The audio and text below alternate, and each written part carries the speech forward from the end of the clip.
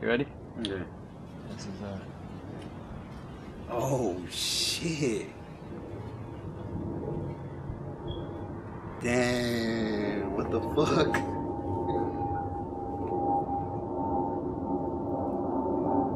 Damn, this is what I could have looked like.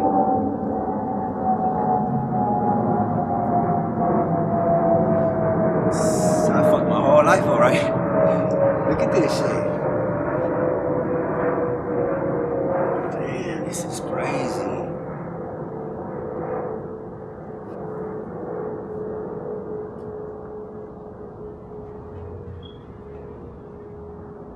I'm shocked. I'm gonna give this shit to my mom. She's gonna be so happy.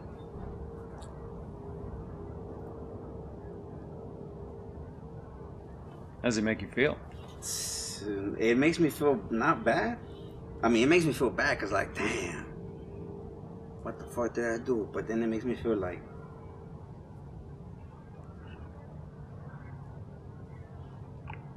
right here, it makes me feel like just a normal bystander, like a normal guy. And then right here, it makes me feel like all the shit I've been through. Saying all these years in the back of my head, all the tattoos I've done in jail, the prison bars, the shields you earn in prison. And this guy right here, just square, average guy, probably a hard worker. This guy right here, I don't know. It's crazy though.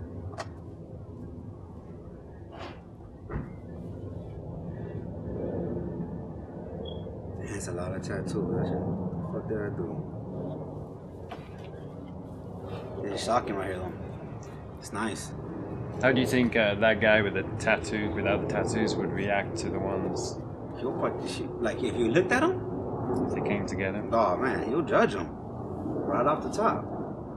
He probably think he's a drug addict, a gang member that's probably gonna. That's how I look. Because before I had my car, I used to catch the bus to work, and that's how exactly it was. Like, my wife will tell me, "You don't feel like embarrassed being the bus?" I'm like, "Nah, because I don't care what people think about me." You know what I'm saying? Like, I know I got tattoos, whatever, but it'll be awkward because I'll sit down in the bus and nobody will want to sit next to me.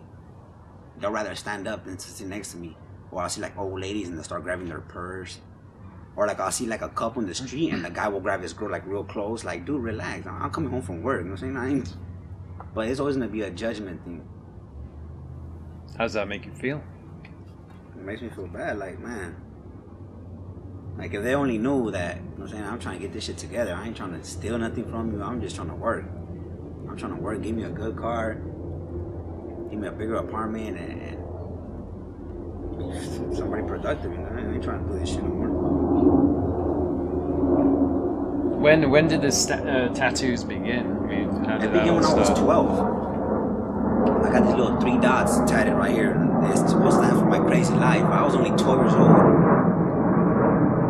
And it started with that, and then it just escalated when I was in prison. I used to tell myself when I was young, I was like, man, you know what? If I ever go to prison, I'm gonna come out sleeved up. I'm gonna come out with some ink. I'm gonna come out inked up.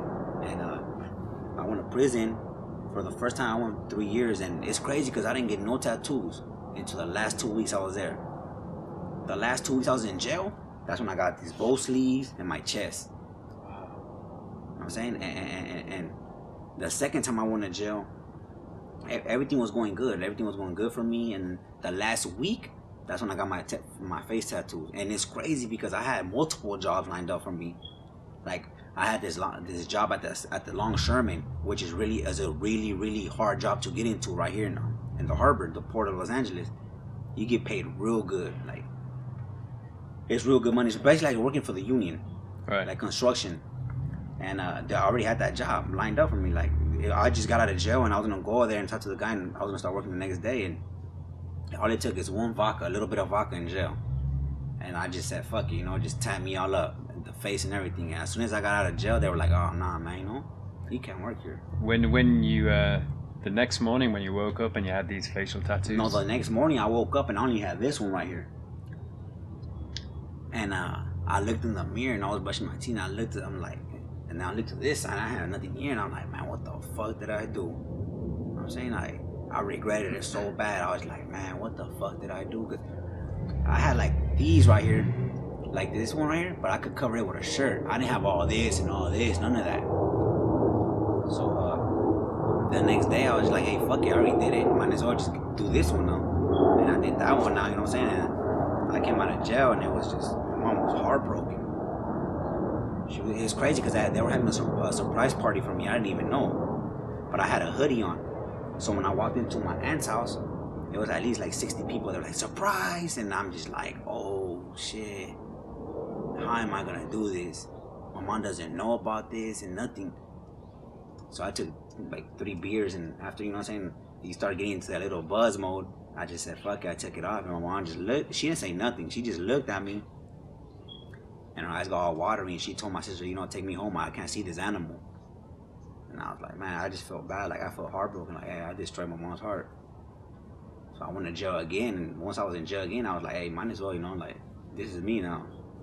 I'm tattooed. I'm going to use this to my advantage now.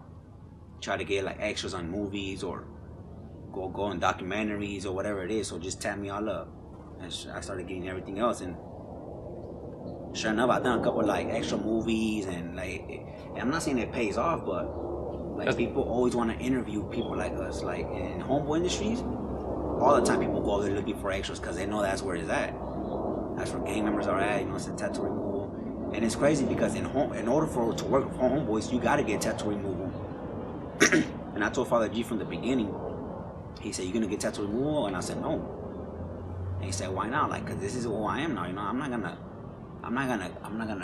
cover shit up for nobody. I don't want to be like, I want to be a successful man the way I am, so I could show everybody that always judge me like, oh, he's a fucking gamer, he's never gonna make it in life with them tattoos. When I make it in life and I have that new car in my house and all that, I want to show people like, you don't gotta take your tattoos off or whatever. You could be a hard worker just like that. People be like, oh, you know, he's not a hard worker. Like, bullshit. I have a family of my own. I support all my family. I pay the rent every first. There's food in my fridge. I got a car. I pay my taxes. I do everything legal now. Instead of doing it, it's so easy for me to get a bunch of drugs and go to the corner and start selling. But for what? That money's gonna be gone like this. My family's gonna be gone. And I always say family first. You know what I'm saying? But blood's always thicker than water, and it's true. Because when I was in jail, my wife was the only one writing to me or visiting me or taking my sons up there. My homeboys didn't do shit. They didn't write me a letter. Nothing. All they did when I come out, they just offered me drugs. Like, oh, you're out here hitting them. I'm cool. Are you the only member, gang member in your family? My family, yeah. I don't even know where did I go going wrong. Everybody in my family is average. I got 3 sisters and 1 brother. My brother makes like $20 an hour doing like some kind of job. I don't know what he does. He drives a nice Jaguar. Everybody does good, and it's like, you know how they say they're the only rotten apple? I'm like the only rotten apple there. What was influencing you when you were that young? I mean, why did you feel like you need to go out there on the streets and find stuff? I didn't have like, my dad was like not involved in gangs, but he was like with the cartels, the Mexican cartels. So he sold drugs and he did coke and he did this, but he was like, when he was around, he was like the best dad. He'll buy us whatever we want. Like, he'll never hit us. But he was always in jail. Always in jail. And I went on the run with him. I was on the run when I was 16 for attempted murder. And I was like, you know, I gotta leave. So I left the United States. I went to Mexico to live with him. And when I was in Mexico, he was like with the cartels, the Mexican cartels. So he sold drugs and he did coke and he did this. But he was like, when he was around, he was like the best dad. He'll buy us whatever we want. Like, he'll never hit us. But he was always in jail. Always in jail. And I went on the run with him. I was on the run when I was 16 for attempted murder. And I was like, you know, I gotta leave. So I left the United States. I went to Mexico to live with him. And when I was in Mexico, I'm saying we had a struggle. You know, we had a struggle to survive. I started selling drugs with him, and that influenced me. Like, damn, you know what I'm saying? I'm doing illegal. Then I went back to California. And it all started off with graffiti, being taggers. Like, I was from this little crew just like doing graffiti, like on the walls. And then I started carrying guns, and I started thinking to myself, why am I from a tagging crew when I could just be from a gang? I'm already carrying guns. And that's how I started. the gang life. And I always looked at it like, if you're gonna go in, you're gonna go in all the way. You're not gonna have. It's crazy because my parole officer told me one time, you need a full-time job. And I told her I already got a full-time job. And she said, what is that? I'm trying to stay alive. That's my job. And she looked at me like, what? And then this other cop told me, why do you have all this shit on your face? And I told him, why you have all that uniform on, that badge? And he was like, because I like to do my job. And I looked at him like, I like to do my job too. And he just looked at me like, man, there's no help for you no more. You're done. This is it. And I always think about that in jail. Like, everybody like, nah, that's it. You're a bum for the rest of your life. And I always used to have dreams when I was in jail. Like, nah, I want to drive this kind of car, Mercedes, or. And it's crazy because they still, to this day, they still judge me like that. The police, like, every time they come in here, they just pull me to right here. You on parole? Yeah, they come in here, they start breaking stuff. They start breaking the things from inside my car, and it's just like, it's ridiculous. Like, I'm doing so good. I'm about to get off parole in 4 months, and I can't wait to get off parole because they can't search your car. They can't do nothing like that no more. You know? It's crazy. When did you get to that point where you're like, did you ever get to a point where you're like, wow, this has gone too far, this is just out of control now? And it never really got to that point. It was just like, it was always like that from the beginning. Like, since I started gangbanging, I started thinking like, what the fuck did I do? You know what I'm saying? But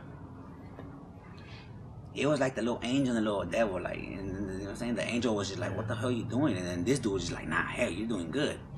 And I always be like, man,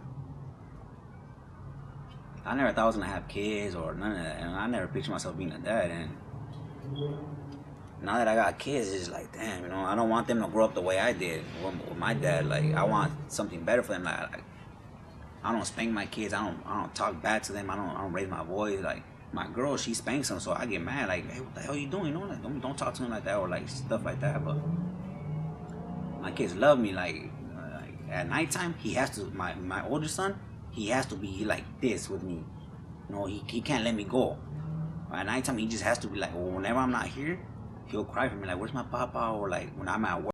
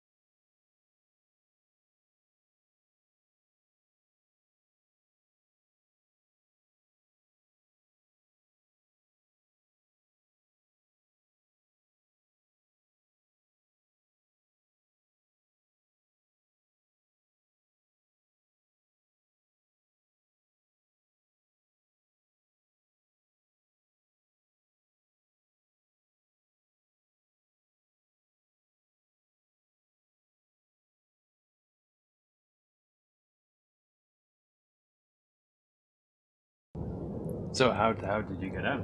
How did it change? Well, when I got out, I already had my kid, my firstborn.